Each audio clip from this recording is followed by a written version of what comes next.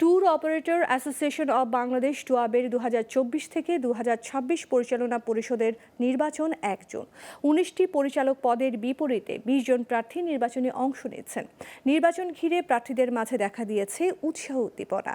তারা নানা প্রতিশ্রুতি দিয়ে ভোটারদের কাছে যাচ্ছেন। এবারে নির্বাচনে ভোটার 429 জন।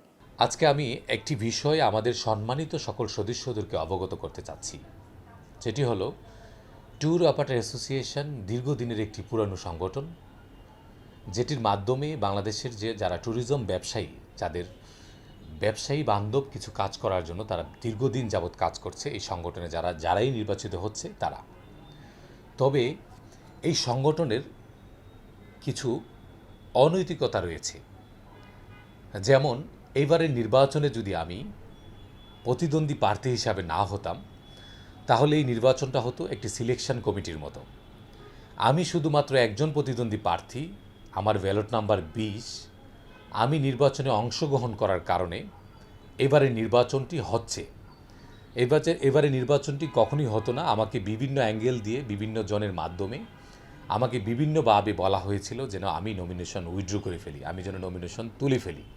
কারণ আমি যদি নমিনেশন তুলে ফেলি, তাহলে যারা প্রতিদ্বন্দ্বী প্রার্থী আছেন, যারা একটি বড় সংগঠিত একটি লোক আছেন, যাদের ব্যালট নাম্বার 1 থেকে 19, আমার ব্যালট নাম্বার 20, তারা চেয়েছিলেন আমি যদি নির্বাচনে না থাকি, তারা বিনা প্রতিদ্বন্দ্বিতায় তারা সিলেকশনের মাধ্যমে কমিটি করে ফেলবে।